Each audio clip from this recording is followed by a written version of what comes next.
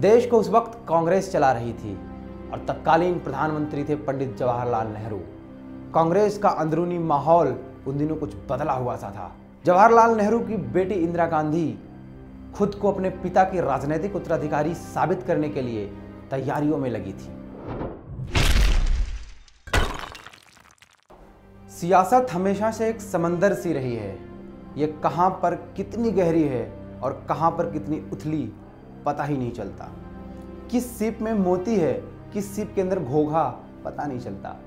बशीर बद्र साहब का एक शेर है इसी सियासत पर, मुझसे क्या बात लिखानी है कि अब मेरे लिए, मुझसे क्या बात लिखानी है कि अब मेरे लिए कभी सोने कभी चांदी के कलम आते हैं।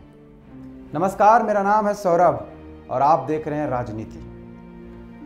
शेर में बताए गए हालातों से ही शुरुआत हुई थी इंद्र कुमार गुजराल के आम से खास हो जाने की। उन्हें राजनीति में एक मोहरे के तौर पर लाया गया, लेकिन किसी को क्या पता था कि यही मोहरा एक रोज आधी रात को सोते से जागकर देश का प्रधानमंत्री बना दिया जाए। इंद्र कुमार गुजराल की कहानी एक ऐसी कहानी है जो किस्मत, काम और दूसरों की कारस्तानी के चलते दास्तां बन गई।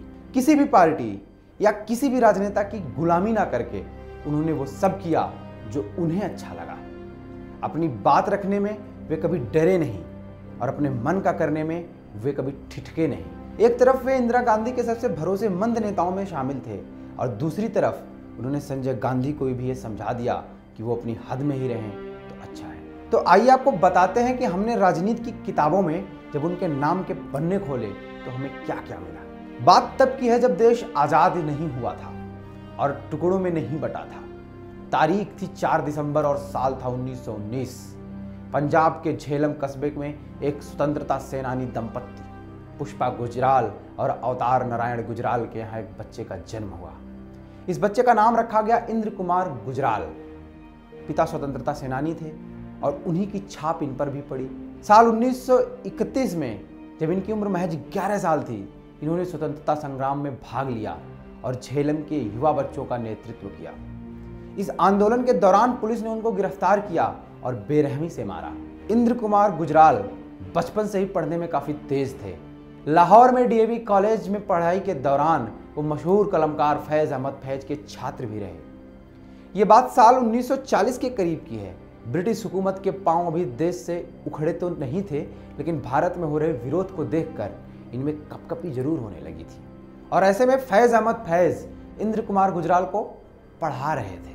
रोशन कहीं बहार के इम्कान हुए तो हैं, ये उनका लिखा ही एक और शेर था जो इस उम्मीद से भरा था कि आज़ादी आएगी तो रोशनी होगी। लेकिन फिर आज़ादी और बंटवारे के दौरान हो रहे दंगे को देखकर इन्हीं फैज अहमद फैज को दोबारा ये लिखना पड़ा कि ये दाग दाग उजाला, ये शब गदीजा शहर। वो इंतजार था जिसका, ये वो शहर तो नहीं, ये वो शहर तो नहीं जिसकी आरजू लेकर चले थे यार की मिल जाएगी कहीं ना कहीं। साल 1942 में भारत छोड़ो आंदोलन में भाग लेने के दौरान इंद्र कुमार गुजराल को एक बार फिर गिरफ्तार किया गया और जेल में भेजा गया। साल 1946 में उन्होंने शीला देवी से शादी कर ली। खैर, इंद्र कुमार गुजराल ने एमए, बीकॉम, पीएचडी और डीलिट की उपाधि प्राप्त की। इसके बाद साल 1958 में वो एक प्रशासनिक अधिकारी के तौर पर नई दिल्ली म्यूनिसिपल काउंसिल के उपाध्यक्ष बनकर दिल्ली आ गए। देश को उस वक्त कांग्रेस चला रही थी और तत्कालीन प्रधानमंत्री थे पंडित जवाहरलाल नेहरू। कांग्रेस का अंदरूनी माहौल उन दिनों कुछ बदला हुआ सा था। जवाहरलाल नेहरू की बेटी इंदिरा गांधी खुद को अपने पिता की राजनीतिक उत्तराधिकारी साबित करने के लिए तैयारियों में लगी थी। राजनीति के बारे में एक बात कहा करते थे हमारे बुजुर्ग कि राजा या नेता वही अच्छा होता है जिसके दरबार में कुशल राजनीतिज्ञों और ज्ञानियों की बड़ी फौज होती है। इंदिरा गांधी को नेता बनना था और उसके लिए उन्हें ज्ञानियों की फौज चाहिए थी। दिल्ली आने के बाद इंद्र कुमार गुजराल का उठना बैठना कांग्रेस के कुछ छोटे मोटे नेताओं के साथ शुरू हो गया था। वो इंदिरा गांधी से मिले और राजनीति में रुचि होने के कारण ये कांग्रेस में शामिल हो गए। साल 1964 में पंडित जवाहरलाल नेहरू कांग्रेस और दुनिया को छोड़कर चले गए। इसी साल इंद्र कुमार गुजराल को राज्यसभा के लिए चुन लिया गया। साल 1967 में उन्हें सूचना और प्रसारण मंत्री बनाया गया और साथ ही साथ संसदीय कार्य राज्य मंत्री का पद भी दिया गया। वो उमाशंकर दीक्षित और दिनेश सिंह की तरह इंदिरा गांधी के खास नेताओं में शुमार होने लगे थे। सब कुछ ठीक चल रहा था, लेकिन फिर साल 1975 में देश में इमरजेंसी की घोषणा हुई। इमरजेंसी का फैसला वैसे तो इंदिरा गांधी का था, लेकिन बहुत से लोग ऐसा भी बताते हैं कि नाम भले ही इंदिरा का हो, मगर यह काम उनके छोटे बेटे संजय गांधी के दिमाग का था। संजय गांधी चाहते थे कि देश का मीडिया इंदिरा गांधी का हो जाए, वो उतना ही बोले जितना उनसे बुलवाया जाए। उनकी इस चाहत को पूरा करने के लिए जो एकमात्र रास्ता था वो इंद्र कुमार गुजराल के पास से होकर गुजरता था, क्योंकि सूचना एवं प्रसारण मंत्रालय की बागडोर उस वक्त इंद्र कुमार गुजराल के हाथों में थी। यही वजह रही कि एक रोज संजय गांधी ने इंद्र कुमार गुजराल को प्रधानमंत्री आवास बुलवाया। इंद्र कुमार गुजराल को लगा कि बुलावा इंदिरा गांधी की तरफ से आया है और वो प्रधानमंत्री आवास पहुंच गए। यहाँ पहुंच जाने के बाद उन्हें यह पता चला कि उनको जो बुलावा भेजा गया था वो इंदिरा गांधी की तरफ से नहीं था, बल्कि उनके बेटे संजय गांधी की तरफ से था। संजय गांधी ने इंद्र कुमार गुजराल को तीखे अंदाज में कुछ निर्देश दिए और आखिर में अकड़ते हुए ऐसे नहीं चलेगा कहते हुए अपनी बात खत्म की। इंद्र कुमार गुजराल को संजय गांधी का ये अंदाज काट गया। उन्होंने संजय गांधी को उनके ही अंदाज में जवाब देते हुए कहा, जब तक मैं हूं तब तक तो ऐसा ही चलेगा और तमीज से बात किया करो संजय, तुम मेरे बेटे की उम्र के हो। मैं ऑर्डर तुम्हारी मम्मी से लेता हूं, तुमसे नहीं। संजय गांधी को दो टूक जवाब देकर गुजराल वहां से चले गए। बहुत सी रिपोर्ट्स ये भी बताती हैं कि इससे पहले कि एक बार इंद्र कुमार गुजराल और संजय गांधी के बीच झड़प हो चुकी थी।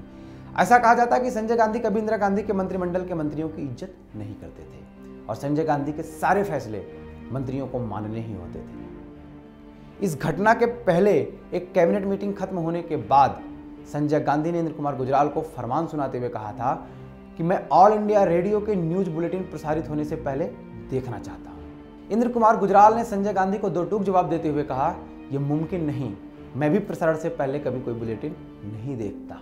बात यह भी आगे बढ़ती, लेकिन उस वक्त इंदिरा गांधी ने आकर मामले को संभाल लिया था। पहले हो चुकी बुलेटिन वाली घटना और बाद में आवास पर हुई इस झड़प ने इंदिरा गांधी को दोराहे पर लाकर खड़ा कर दिया।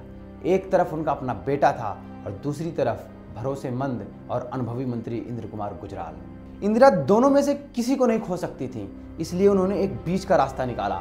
इंद्र कुमार गुजराल से सूचना प्रसारण मंत्रालय वापस ले लिया गया और उनकी जगह विद्याचरण शुक्ल को यह पद सौंप दिया गया। इसके बाद इंदिरा गांधी ने इंद्र कुमार गुजराल को सोवियत संघ में भारत का राजदूत बनाकर मॉस्को भेज दिया। सन 1984 में जब इंदिरा गांधी की हत्या हुई, तब से हालातों का बिगड़ना शुरू हुआ। राजीव गांधी की सरकार आई तो एक तरफ बोफोर्स घोटाले के बाद वीपी सिंह ने राजीव गांधी की खिलाफत करनी शुरू की और दूसरी तरफ इंद्र कुमार गुजराल को भी महसूस होने लगा कि कांग्रेस में उनको वो सम्मान नहीं दिया जा रहा जो पहले उन्हें मिलता था। वीपी सिंह ने एक नया दल बनाया, जनता दल, और इंद्र कुमार गुजराल ने कांग्रेस छोड़कर जनता दल का हाथ थाम लिया। उन्होंने राजदूत के तौर पर अपना कार्यकाल बीच में ही छोड़ दिया और इस्तीफा देकर जनता दल में सक्रिय हो गए। गुजराल पहली बार 1989 में पंजाब की जालंधर निर्वाचन क्षेत्र से लोकसभा में पहुंचे। साल 1998 में वो दोबारा भी इसी क्षेत्र से चुनाव लड़े और सांसद बने। इसके बाद 1989 से 90 की विश्वनाथ प्रताप सिंह की सरकार में, 1996 और 97 की एच.डी. देवगौड़ा सरकार में इंद्र कुमार गुजराल विदेश मंत्री भी रहे। बिहार के नेता सीताराम केसरी को देवगौड़ा सरकार पसंद नहीं थी। उनकी महत्वाकांक्षाएं उन्हें राजनीति में बहुत ऊपर बिठाना चाहती थी। यही वजह रही कि उन्होंने कांग्रेस को भड़काया कि देवगौड़ा सरकार से समर्थन वापस लिया जाए। बहुत से नेताओं को कांग्रेस के इस फैसले से झटका लगा। ये सभी के लिए चौंकाने वाली बात भी थी, मगर सीताराम केसरी पूरा वही खाता बना चुके थे, कितना जोड़ने और कितना घटाने से वो प्रधानमंत्री बन पाएंगे। चर्चाएं तेज होती रहीं और उस वक्त के सियासी गलियारों की जमीन मानो तपने सी लगी। देवगौड़ा ने अपना इस्तीफा दे दिया। प्रधानमंत्री की कुर्सी जब खाली थी, पूरे देश के नेता इस कुर्सी पर अपनी दावेदारी बताने लगे। कभी किसी का नाम उठता तो कभी कोई मुकर जाता और किसी का नाम उठता तो कभी कोई और मुकर जाता। कोई जब कहता कि ये अच्छे हैं तो दूसरा कह देता ये क्या अच्छे हैं, इनसे अच्छे तो ये हैं। दावेदारी की बातें चलती रही। सुबह दोपहर शाम बैठकें होती रहीं और इन बैठकों में ही एक दिन फैसला आया कि प्रधानमंत्री इंद्र कुमार गुजराल बनेंगे। इस बात का कोई प्रमाण तो नहीं है, लेकिन राजनीति की बातों के बीच बहुत बार ये किस्सा भी सुनने को मिल जाता है कि जिस दिन ये फैसला लिया गया इंद्र कुमार गुजराल को प्रधानमंत्री बनाया जाएगा, उस दिन एक सांसद ने आधी रात के बाद 2 बजे उनके कमरे में जाकर उन्हें जगा कर बताया था, उठिए, आपको प्रधानमंत्री बनना है। यह भी कहा जाता है कि पहले तो वो इस बात को सुनकर चौंके, फिर बहुत खुश होते हुए उन्होंने उस सांसद को गले से लगा लिया। 21 अप्रैल 1997 को वो भारत के प्रधानमंत्री बने। सभी को लग रहा था कि उनकी सरकार लंबी नहीं चलेगी और इसकी वजह बनेंगे सीताराम केसरी, लेकिन ऐसा नहीं हुआ और वो लगभग 11 महीनों तक देश के प्रधानमंत्री रहे। तारीख 4 दिसंबर साल 1997 को लोकसभा के भंग होने का ऐलान हुआ और बतौर प्रधानमंत्री उनका आखिरी दिन साबित हुआ। आप गौर करें तो आपको याद आएगा कि 4 दिसंबर को उनका जन्मदिन भी है और उनका जन्मदिन ही प्रधानमंत्री पद पर उनका आखिरी दिन साबित हुआ। इसके बाद साल 1999 में उन्होंने सक्रिय राजनीति से संन्यास ले लिया और लेखन से जुड़ गए। उन्होंने अपने लेखन के जरिए भारतीय राजनीति का मार्गदर्शन किया और उन्होंने मैटर्स ऑफ डिस्क्रिशन के नाम से अपनी आत्मकथा भी लिखी। 2011 में वो डायलिसिस पे चले गए। अगले साल उनको फेफड़ों का इन्फेक्शन हुआ और 30 नवंबर 2012 को वो गुरुग्राम में दुनिया को अलविदा कह गए। राजनीति सच में अटपटी दुनिया है। एक तरफ राजनीति की इस दुनिया में इंद्र कुमार गुजराल दिखाई देते हैं, जो एकदम से रातों रात प्रधानमंत्री बन जाते हैं, और दूसरी तरफ इन्हीं राजनीतिक गलियारों में टहलते हुए कुछ नेता अपना पूरा जीवन बिताने के बाद इस पद तक नहीं पहुंच पाते। बहरहाल, राजनीति के इस एपिसोड में आज की कहानी इंद्र कुमार गुजराल की थी। उम्मीद है आपको पसंद आई होगी। अगली कड़ी में फिर मिलेंगे ऐसी ही किसी राजनीतिक कहानी के साथ। तब तक के लिए नमस्कार।